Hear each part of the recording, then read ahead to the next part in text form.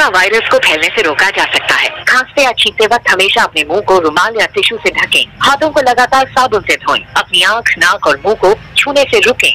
अगर किसी को खांसी, बुखार या सांस लेने में तकलीफ हो तो उससे कम से कम 1 मीटर की दूरी बनाए रखें। जरूरत पड़ने पर नजदीकी स्वास्थ्य केंद्र जाएं या हेल्पलाइन नंबर 011-239-780-46 पर संपर्क करें। स्वास्थ्य एवं परिवार कल्याण मंत्रालय, भारत सरकार द्वारा जनहित। हेलो सारे सारे भल अच्छा किए सारे कौन चिन्ह पार ना जे बोलो करा परा चगला। हाँ कह कह कह करे बापा कौन करिया चारियाडे तो बंद बंद बढ़ी बढ़ी जाऊची आ खाली कोरोना कोरोना कोरोना चारियाडे खाली कोरोना याडे जाना सियाडे जाना आ घरे तो कुआडे छाड़ू ना घरे बसी बसी बाइया हो गरे आ कौन करियो कहना आपण कौन करूछंती। अरे कौन समस्त तो से अवस्था घरे बसवा कथा कौन करवा सेम कथा सारे कौन पचार गोटे कथा जे सारे केते दिन एमती जीव जे कोरोना शुणी शुणी मो मुंड टीणा हो गला कि प्रकार रोग ये आज्ञा एत छानिया होउछंती सारा चारियाडे न्यूज वाला किसी काम नहीं खाली कोरोना कोरोना कोरोना बुझुछंती कि प्रकार रोग कहले। अरे बापा देख ए रोगटी विषय तू कौन जानी मत कहलु कौन बुझी बो कहला तू जो जीवु बाहर को मोरे बांधिकी जीवु मु कौन बाहर को जी बाहर तो खाली पुलिस बुलूची आ मझे गोटे थर जाइली फुल तोलिया को फुल तोलिया बाहर कि जाइली पुलिस देखला मत पचारे कड़े आई फुल तोलिया फुल तोलिया जाइनी घेरा खाई जाइली शिखिला आईली घर को चुप होगी बो कही जुआड़े जीव मुहर तुंडी बाड़िकी जीव निश्वास प्रश्वास नहीं पानी हो मरीजी कहूँ सारे कि प्रकार ए रोग विषय कौन बुझी बापा ए रोगटी कौन केमती हुए कहीं हुए कि कौन किसी जानिछु शुणिछु किसी टीवी देखु टीवी रेडियो सब आड़े दउछि कौन किसी बुझिबुनी सारे रोगटा गोटे ना एमती बुलुची सेटा कौन मुसारू आई बोली सुना जाउची किए कहूँ बादुडी आई आ किए कहूँ इंडूर आई एमती गुड़े कथा चाइना रू से रोगटा आई चाइना प्रोडक्ट से रोगटा चाइना रू बुली बुली इटाली फिटाली बुलिकी आम आड़े आई बुला रोगटा यहाँ कहते आम बुलिले आम देह पशिज पूरा पूरी ठीक बुझी आप चाइना रू आसी वुहान बोली गोटे सहर अच्छी आसी बड़ मारात्मक रोग होता पवन ये हुए रोगी जहाँ से रोग संस्पर्श में तुम आसुच तुमको हम डीएनए रोग से सरकार ये सब बंद बांध कर घरे लोक मान लक कर रखी था लक कर घरे किसी सौदा पत्र आने गला बेलू बापा गाड़ीटा नहीं जाइली बुझे तो गाड़ीटा नहीं जाइली गाड़ी नहीं जाऊँ पछ आड़े गोटे बाहर बाजिला पछक बुला बेलू पुलिस ठिया अवश्य क्या से कहला तू कटे जाइलु सौदा आने जाऊँगी चलिकी जापरनु भल कथा कौन चली गले कोरोना हम गाड़ी धरी गले कोरोना हेनी मो बाइया कथा आड़े से कहते बुझे चिड़ा बापा लगे केमती हम खेल बुलिया पिला तू पवन खाଇବା पिला तू चिड़ा भाविले केमती हम एटा जीवन मरण समस्या लक्ष लक्ष लोक कोरोना आक्रांत नाम किसी हेनी आम तो जगह अच्छी से लोकड़ा सब घरे लुचुच्च बाबा जगह निश्चित भाव अच्छी ठीक कथा कहलु कि कथाटा हूँ आम तो ठाकुर विश्वास रखा किंतु निज आड़ किसी सतर्कता अवलंबन करवा ना करवा सतर्क जो अमेरिका चीन स्पेन फ्रांस भली देश मैंने जिते हैरान हो कोरोना को मुकाबला ठीक से कर सक्षम हो पारि ना बहुत असुविधा होची अनेक हजार हजार लोक मले माने टोटाली 195 देश बर्तमान कोरोना लोक आक्रांत चिंता कर पूरा विश्व बर्तमान स्थिर विगत 100 वर्ष भर एमती हो तेणु सरकार बाध्य हो निष्पत्ति नेले जे ना समस्त घरे रुहतु सरकारी नियम मानिक चलतु हाथ 20 सेकेंड धरिकी सफा କରନ୍ତୁ ଭଲ ସେ ସାବୁନ ହଉ ସାନିଟାଇଜର ହଉ ହାତ ସଫା ରଖନ୍ତୁ, ନିଜକୁ ପରିଷ୍କାର ପରିଚ୍ଛନ୍ନ ରଖନ୍ତୁ, ବାହାରକୁ ଯିବା ଆସିବା କରନ୍ତୁ ନାହିଁ, ଅତି ଯଦି ଆବଶ୍ୟକତା ଅଛି ଯାଅ, ମାସ୍କ ପିନ୍ଧ, ଆଉ ନିଜ ଭିତରେ ସାମାଜିକ ଦୂରତା ରଖ। ଏଗୁଡା ଯାହାବି ସରକାର କହୁଛନ୍ତି କେବଳ ସମସ୍ତଙ୍କର ମଙ୍ଗଳ ପାଇଁ କହୁଛନ୍ତି। କାରଣ ଜୀବନ ବଞ୍ଚିଲେ ବାପା ଆଗକୁ ଖେଳିବେ ବୁଲିବେ ସବୁ କରିବେ, ଜୀବନ ନଥିଲେ କିଛି ନାହିଁ। କଣ କରିବା, ତାର ପରୀକ୍ଷା ଥିଲା, ବନ୍ଦ ବାନ୍ଦ ସବୁ ହେଲା, କିଛି କୁଆଡେ ଯାଇ ହଉନି, କିଛି କରି ହଉନି। ତମକୁ ପିଲାମାନଙ୍କୁ ତ ମଜା ଆଉ କଣ, ପରୀକ୍ଷା ନେଲେ ତ ମଜା ଆଉ କଣ।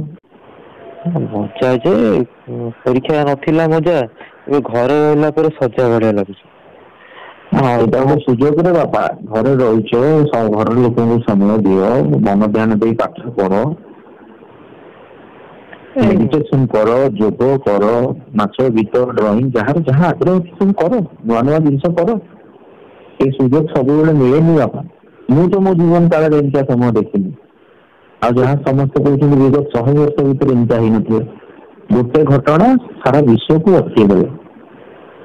ଆଗରୁ କେତେ ବନ୍ୟା ହେଇଛି, ବାତ୍ୟା ହେଇଛି, ଭୂମିକମ୍ପ ହେଇଛି, ସୁନାମି ବି ହେଇଛି ରେ ବାପା, କିନ୍ତୁ କେବେ ଦେଖିଛୁ ପୁରା ବିଶ୍ୱଟା ଅଟକିବାର? ଗୋଟିଏ ସହର ଅଟକିଛି, ଗୋଟିଏ ରାଜ୍ୟ ଅଟକିଛି, କିମ୍ବା ଗୋଟେ ଦେଶ ହୁଏତ ବିପର୍ଯ୍ୟୟର ସମ୍ମୁଖୀନ ହେଇଥିବ, କିନ୍ତୁ ଏଥିରେ ସାରା ବିଶ୍ୱ ସ୍ଥିର। ଆଉ ଏଠି ମାନବ ସମାଜ ଜୀବନ ପ୍ରତି ବାପା ବିପଦ। ଯଦି ଜୀବନ ଉପରେ କଥା ଆସିଲା ସେଠି ଆଉ ଖୁସି ମଜା ବହୁତ ମଜଲି ସେସବୁର ଆସିଲା କୋଉଠି ସ୍ଥାନ? ବରଂ ଏଟା ଗୋଟେ ସୁଯୋଗ ଦେଇଛନ୍ତି ଭଗବାନ, ଯେ ଘରେ ରୁହ, ଲୋକମାନଙ୍କ ସହିତ ପରିବାର ଲୋକମାନଙ୍କ ସହିତ ସମୟ ଦିଅ, ପାରୁଛ ବଗିଚା କାମ କର, ଯୋଗ କର, ବ୍ୟାୟାମ କର, ନାଚ ଗୀତ ଯାହା ତମର ଅଭ୍ୟାସ ଅଛି, ଯାହା କିଛି ସୃଜନଶୀଳ କାମ କର, କିଛି ବି ଗୋଟେ ନୂଆ ଜିନିଷ କର ବାପା ଘରେ ରହିଛି, କିନ୍ତୁ ବାହାରକୁ ବାହାରେ। ବର୍ତ୍ତମାନ ପର୍ଯ୍ୟନ୍ତ ଭାରତରେ କେତେ ସଂଖ୍ୟା ହେଲାଣି କିଛି ଜାଣିଛୁ? କହିଲି ଦେଖିବା। କେତେ 4-5 ହେଲେଣି? 4-5 ହଜାର ଖଣ୍ଡେ ହଉଛି ବୋଲି ବାପା କହୁଥିଲେ। 6,000 ଉର୍ଦ୍ଧ୍ୱ। କେତେ ଲୋକଙ୍କର ମୃତ୍ୟୁବରଣ କଲେଣି ଜାଣିଛୁ ବାପା? କେତେ? 199। ଚିନ୍ତା କଲି, ଗୋଟେ ପରିବାରର ଗୋଟିଏ ଲୋକ ରୋଜଗାର କରୁଛି, ତମ ଘରେ କିଏ ରୋଜଗାର କରୁଛନ୍ତି? ତମ ବାପା। ଗୋଟେ ଘରର ଯଦି ରୋଜଗାରକ୍ଷମ ବାପା ଯଦି କରୋନା ଆକ୍ରାନ୍ତ ହେଇକି ଚାଲି ଯାଉଛି, ତାର ପ୍ରଭାବ ଟା କେତେ ଜଣଙ୍କ ଉପରେ ପଡିବ? ଆମ ଉପରେ ପଡିବ। ଅତି କମ ରେ ଯଦି 4-5 ଜଣ ଲୋକଙ୍କୁ ନେଇକି ଆମେ ଗୋଟେ ପରିବାର ବୋଲି ବୁଝୁ, ତାହେଲେ 4-5 ଜଣଙ୍କ ଜୀବନରେ ମାନେ ତାର ପ୍ରଭାବ ପଡିବ। ତେଣୁ ଆମର ପ୍ରଧାନମନ୍ତ୍ରୀ ହୁଅନ୍ତୁ, ମୁଖ୍ୟମନ୍ତ୍ରୀ ହାତ ଯୋଡ଼ିକି ଲୋକମାନଙ୍କୁ ଅନୁରୋଧ କଲେ। କଣ ପାଇଁ କଲେ? କାହିଁକି ନା ପ୍ରଧାନମନ୍ତ୍ରୀଙ୍କ ପାଇଁ ପରିବାର ହଉଛି 125 କୋଟି ଲୋକ, ମୁଖ୍ୟମନ୍ତ୍ରୀଙ୍କର ପରିବାର ହଉଛି ଓଡିଶାର 4.5 କୋଟି ଲୋକ। ଯେତେବେଳେ ଯୋଉମାନେ ଦେଶ ଚଳଉଛନ୍ତି, ରାଜ୍ୟ ଚଳଉଛନ୍ତି, ସେମାନେ କେତେ ଟେନସନ ନେଇକି, କେତେ ଦାୟିତ୍ୱ ନେଇକି ସେମାନେ କାର୍ଯ୍ୟ ସମ୍ପାଦନ କରୁଛନ୍ତି। ଯଦି 4-5 ଜଣ ଲୋକଙ୍କର ଦାୟିତ୍ୱ ନେଲା ବେଳକୁ ଆମ ମୁଣ୍ଡ ବିନ୍ଧୁଛି, ବାପା ଆମର ବିରକ୍ତ ହଉଛନ୍ତି, ଚିଡଚିଡ ହଉଛନ୍ତି। ତେଣୁ ଯୋଉମାନେ ଏତେ ବଡ ବଡ ଦାୟିତ୍ୱ ନେଉଛନ୍ତି ତାଙ୍କ ଉପରେ କେତେ ଚାପ ନ ରହୁଥିବ। ତେଣୁ ସେମାନେ ଯେତେବେଳେ ହାତ ଯୋଡିକି ଅନୁରୋଧ କରୁଛନ୍ତି ଯେ ଆପଣ ମାନେ ଘରେ ରୁହନ୍ତୁ, ଏଟା କରନ୍ତୁ, ସେଟା କରନ୍ତୁ, ମାନେ କଣ? ସେ କଥାର ସେତିକି, ଘଟଣାଟା ସେତିକି ଜଟିଳ ଅଛି, ପରିସ୍ଥିତିଟା ସେତିକି ଜଟିଳ ଅଛି। ତେଣୁ ଆମେ ମାନେ ନାଗରିକ ହିସାବରେ ତାଙ୍କ କଥା ମାନିବା, ଘରେ ରହିବା, ହାତ ସଫା କରିବା, ସାମାଜିକ ଦୂରତା ରଖିବା। ଆଉ ଯଦି ପାରିବା ଘର ଆଖପାଖରେ ଯୋଉ ପଶୁ ପକ୍ଷୀ ରହିଛନ୍ତି, ଯୋଉମାନେ ଟିକେ ଖାଇବା ପାଇଁ ପାଉନାହାନ୍ତି, ବା ଆମ ଘରେ ଯୋଉମାନେ କାମ କରୁଥିଲେ ସେମାନେ କାମକୁ ଆସି ପାରୁନାହାନ୍ତି, କିଛି ଅସହାୟ ଲୋକ ଯଦି ଆମ ନଜରରେ ଆସୁଛନ୍ତି, ଆମ ଦ୍ୱାରା ଯେତିକି ସମ୍ଭବ ଯଦି ପାରିବା କିଛି ସାହାଯ୍ୟ କରିବା। କିନ୍ତୁ ସରକାରୀ ନିୟମ ମାନିବା ପାଇଁ ବାଧ୍ୟ। କାରଣ ଜୀବନ ବଞ୍ଚିଲେ ଆଗକୁ ବାପା ପୁଣି ଖୁସି ମଜା କରିବ, ସବୁ କରିବ, ଜୀବନ ନଥିଲେ କିଛି ନାହିଁ। କଣ କହୁଛି କହ? ବୁଝିଛୁ କିଛି? ଠିକ କଥା। ସବୁବେଳେ କହୁ ଠିକ କଥା ଭୁଲ କଥା, କିନ୍ତୁ ତୋ ନାଁ ହଉଛି ଅବହେଳା, ବୁଝିଲୁ? ପୁରା ଅମାନିଆ ଟିଏ ତୁ।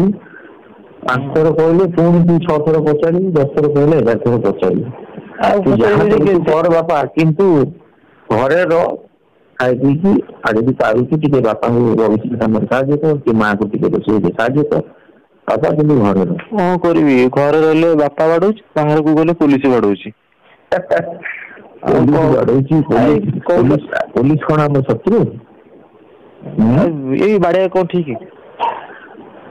ପୋଲିସ କେତେବେଳେ ବାଡେଇବା ପାଇଁ ବାଧ୍ୟ ହଉଛି ଯେତେବେଳେ ଲୋକମାନେ ପୋଲିସକୁ କିଛି ଆକ୍ସନ ନେବା ପାଇଁ ପଦକ୍ଷେପ ନେବା ପାଇଁ ବାଧ୍ୟ କରୁଛନ୍ତି। ପୋଲିସ ହାତ ଯୋଡିକି କହୁଛି ଆଜ୍ଞା ଘରେ ରୁହନ୍ତୁ।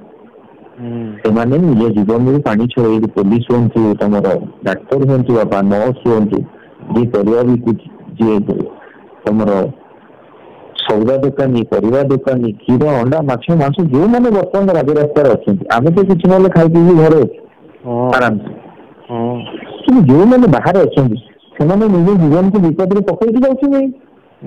ତେଣୁ ଆମେ ସବୁ ଲୋକ ଅତି ଜରୁରୀ ଅଛି ତମେ ଯାଇପାର ବାହାରକୁ ହସ୍ପିଟାଲ କିଛି ଅସୁବିଧା ହେଲା ନିହାତି ହସ୍ପିଟାଲ ଯିବା ଦରକାର ଯାଅ କିନ୍ତୁ କିଛି ପିଲା ଆମର ବାଳୁଙ୍ଗା ଅଛନ୍ତି ଚଗଲା ଚୋରି ଭଳିଆ ଅମାନିଆ ସେମାନେ ଗାଡି ମଟର ଧରିକି ବାହାରକୁ ଟିକେ ବୁଲି ଆସୁଛନ୍ତି।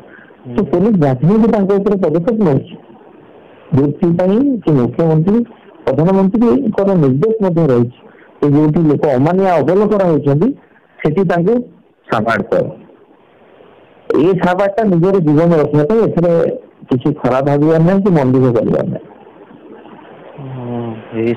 ତେଣୁ ସମସ୍ତଙ୍କୁ ସହଯୋଗ କର ବାପା ମାଙ୍କ କଥା ମାନେ ଟାଇମରେ ଖା ପିଇ ସରକାରଙ୍କ କଥା ମାନେ।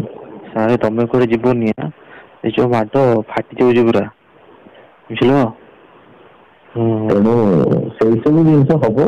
ପୋଲିସ ମାଡର ଯୋଉ ଏଇଟା ମନେ ରଖିକି ଜୀବନ ତ ପୋଲିସର ଲାଠି ମାଡର ସେ ଯୋଉ ବ୍ୟବସ୍ଥା ସେଟା ମନେ ରହିବ ଆଗକୁ ଭୁଲ ଆଉ କରିବନି। ଯଦି ସରକାରଙ୍କ କଥା ମାନୁନି ବାପା ମାଙ୍କ କଥା ମାନୁନୁ ତାହେଲେ ଲାଠି ମାର ନିଶ୍ଚିତ ଖାଇବା ଦରକାର। ମତେ ଗୋଟେ ଲାଠି ଦଉନ ଗୋଡେଇ ଗୋଡେଇ ବାଡେଇବି। ସେ ଅଧିକାର ଟା ସରକାର ଦେବେ ନା ସେମିତି କଣ ମନ ଇଚ୍ଛା କ୍ରିକେଟ ବାଡେଇବ। ଆଉ କଣ କହୁଛି କହ ଯାହା କହୁଛି କର ଯାହା ତତେ କହିଲି ଘରେ ରହ ଟିଭି ଦେଖ ପାଠ ପଢ ଅଲଗା କିଛି କାମ କରେ ନାଚ ଗୀତ ଯାହା ପାରୁଛୁ ଯୋଉଟା ଭଲ ଲାଗୁଛି କରିବା ପାଇଁ। ମତେ ତ କିଛି ଜାଣିନି ନାଚ ଜାଣିନି ଗୀତ ଜାଣିନି ଆଉ କଣ କରିବି। ଯଦି ଚିତ୍ରାଙ୍କନ ଜଣା ଅଛି କରେ ଟିଭି ଦେଖେ ନହେଲେ ବାପାଙ୍କ ସହିତ କିଛି ଜିନିଷ ଉପରେ ଆଲୋଚନା କର ବହି ପଢ ପେପର ପଢ କିଛି ବି କର କିନ୍ତୁ ବାପା ଘର ବାହାରେ ନାହିଁ ଯାହା ହବ ଘର ଭିତରେ ଘର ହତା ବାହାରକୁ ଯିବାର ପ୍ରଶ୍ନ ଉଠୁନାହିଁ। ଯୋଉ ପର୍ଯ୍ୟନ୍ତ ସରକାର ନିର୍ଦ୍ଦେଶ ନ ଦେଇଛନ୍ତି ସେ ପର୍ଯ୍ୟନ୍ତ ଆରାମରେ ଘରେ ଖାଇ ପିଇକି ଆଉ ସବୁଦିନ ଠାକୁରଙ୍କୁ ବି ପ୍ରାର୍ଥନା କରୁ ଯେ ପ୍ରଭୁ ଯେମିତି ଜଲ୍ଦି କରୋନା ଯାଉ। ଆଉ ଠିକ କହିଲୁ ଜଗା ଅଛନ୍ତି ନିଶ୍ଚିତ ଭାବେ ସମସ୍ତଙ୍କୁ ସେ ସୁରକ୍ଷିତ ରଖିବେ। ତେଣୁ ଆମର ବି କିଛି କର୍ତ୍ତବ୍ୟ ଅଛି ସେ କର୍ତ୍ତବ୍ୟକୁ ସମସ୍ତେ ମିଳିମିଶି ତୁଲେଇବା। ହଉ ହଉ ମୁଁ ଆଉ ଯିବିନି କୁଆଡେ ବାହାରକୁ ଗାଡି ବାଡେଇଲେ କାଟୁଛି ବର୍ଷା ସୁଧା ତରକୁ ଯାଇନି ବା। ହଁ ହଉ ରୋଷେଇ ସାରେ ରହୁଛି ବାପା ଆସିବ ପୁଣି ଦେଖିବା ଫୋନ ଘାଣ୍ଟିବ ଚାହା କଲେ ତ। ହଉ ହଉ ମନରେ କିଛି ସନ୍ଦେହ ଆସିବ କିଛି ବି ଅସୁବିଧା ହବ ଫୋନ କରିବୁ ନହେଲେ ବାପାକୁ କହିବୁ ମତେ ଫୋନ କରିବୁ ହେଲା। ଆଉ ଗୋଟେ କଥା ମୁଣ୍ଡକୁ ଅଛି ଆମର ଯୋଉ ଡାକ୍ତର ମାନେ ନାହାନ୍ତି ସେମାନେ କେମିତି କଣ କାମ କରୁଛନ୍ତି ଆଉ ମରିଯିବ ତ ସବୁଗୁଡା ଆମେ କୋଉଠି ଚିକିତ୍ସା ପାଇଁ ଯେ ସେମାନେ ନିଜ ଜୀବନକୁ ପାଣି ଛଡେଇକି କାମ କରୁଛନ୍ତି। ତୁ ତ ଜାଣିଛୁ ଦେଶକୁ ରକ୍ଷା କିଏ କରେ? ପୋଲିସ। ଆମର କ୍ଷେତ୍ର ପରିସୀମା ଟାକୁ କିଏ ଜଗେ? କ୍ଷେତ୍ରୀୟ ପରିସୀମା ଏଇ ଆମ ଯୋଉ ମିଲିଟାରୀ ହେଲା ଆମର ଭାଇନା ଜଣେ ଅଛି ସୈନ୍ୟ ବାଲା। ତ ବର୍ତ୍ତମାନ ଦେଶର ସୈନ୍ୟ ହଉଛନ୍ତି ବାପା ଡାକ୍ତର ମାନେ। ଏଟା ଗୋଟେ ଯୁଦ୍ଧ। ତେଣୁ ଡାକ୍ତର ହୁଅନ୍ତୁ ନର୍ସ ହୁଅନ୍ତୁ ଯୋଉମାନେ ବି ଡାକ୍ତରଖାନାରେ କାର୍ଯ୍ୟରତ କର୍ମଚାରୀ ହୁଅନ୍ତୁ ସମସ୍ତେ ଗୋଟେ ଗୋଟେ ସୈନ୍ୟ ଯୋଉମାନେ ନିଜ ଜୀବନକୁ ବାଜି ଲଗେଇକି ରାଷ୍ଟ୍ର ହିତ ପାଇଁ ଦେଶ ହିତ ପାଇଁ काम करुछन व्यक्तिगत स्वार्थ ऊर्ध्वर उठी निजर कर्तव्य को संपादन करुछन। ओहो सेठी पई बोते हम पई से माने जानिछु पढिछु डाक्टर भगवान ସେମାନେ ବର୍ତ୍ତମାନ ଦେବଦୂତ ଭଳିଆ ଭଗବାନ ଭଳିଆ କାମ କରୁଛନ୍ତି। ତାଙ୍କରି ପାଇଁ ଆମେ ଯୋଉ ଦୀପାବଳି ଜାଳିଲେ ନିଆଁ କଲେଟି ସେଦିନ ଯୋଉ ଆଉ ବୋଉ କହିଲି ତୁ 9ଟା ଯୋଉମାନେ ତାପରେ ଗୋଟେ ଜିନିଷ ମନେ ରଖ ଯୋଉମାନେ ବିପଦରେ ତମ ପାଇଁ ଥିଅନ୍ତି ସବୁବେଳେ ତାଙ୍କୁ ମନେ ରଖିବ ଆଉ ନିଜର ଇଏଟା ବି ତାଙ୍କୁ ଜଣେଇବ ମନର କଥା ତାଙ୍କୁ ସବୁବେଳେ ସାଧୁବାଦ ଜଣେଇବ ଧନ୍ୟବାଦ ଦବ ସେଥିରେ କୃପଣତା କେବେ କରିବ ବା ଲାଭ କେବେ କରିବ ଜଣେ ତମର ମଙ୍ଗଳ କଲା ତାଙ୍କୁ ଧନ୍ୟବାଦ ନିଶ୍ଚିତ କହିବା ତାହେଲେ କହିବି ତାହେଲେ କହିବି ଆମ ଘର ପାଖରେ ଡାକ୍ତର ରହୁଛି ଯେ 8 ଦିନ ହେଲା ଘରକୁ ଆସି କଣ ଏଇ ବିଷୟରେ କାମ କରୁଥିଲା ସେ ଯେବେ ଘର ସାମ୍ନା ଦେଇକି ଯିବା ଆସିବା କରୁଛନ୍ତି ସେଇ ଟାଇମରେ ଦେଖିଲେ ଥ୍ୟାଙ୍କ ୟୁ ସାର୍ କି ଥ୍ୟାଙ୍କ ୟୁ ମ୍ୟାଡାମ ସବୁବେଳେ କହୁଛୁ ହେଲା ଦେଖିନେବା ତାଙ୍କୁ ଦେଖିଲେ କହିବି ନା ବାପା ତ କହୁଛି ଘରେ ରହ ବୋଲି ଯେବେ ବି ଦେଖୁ କହିବୁ ଆଉ ଯୋଉ ପରିବା ବାଲା ଯୋଉ ସଉଦା ବାଲା ଯିଏ ବି ଯାହା ତମକୁ ଜିନିଷ ଦଉଛନ୍ତି ତମେ ଖାଇକି ଘରେ ରହୁଛ ତାଙ୍କୁ ବି ଆଳୁ କେଜି ପହଞ୍ଚିନ ଥିଲା 20 ଟଙ୍କା ଆଜି ସକାଳେ ଯାଇଥିଲା ତାଙ୍କୁ ବି ଡେଲି ଧନ୍ୟବାଦ କହିବୁ ସିଏ ଯଦି ଖୁସି ହେଇଯିବ ଦରକାର ପଡ଼ିଲେ ଆଳୁ କିଲେ ତତେ ବାପା 2-4ଟା ଆଳୁ ଆହୁରି ଏକ୍ସଟ୍ରା ଦେଇଦବୁ ଖୁସି ବୁଝିଲୁ ତାହେଲେ କହିଲି ଥ୍ୟାଙ୍କ ୟୁ 2-4ଟା ଆଳୁ ଧରିକି ଆସିବି ଆଉ ହଁ କାହିଁକି କହିବି ହେଲା ହଉ ଧନ୍ୟବାଦ ଜଣେଇବି ହଉ ବାପା ରହିଲି ଆଜ୍ଞା ନମସ୍କାର ହଁ ନମସ୍କାର।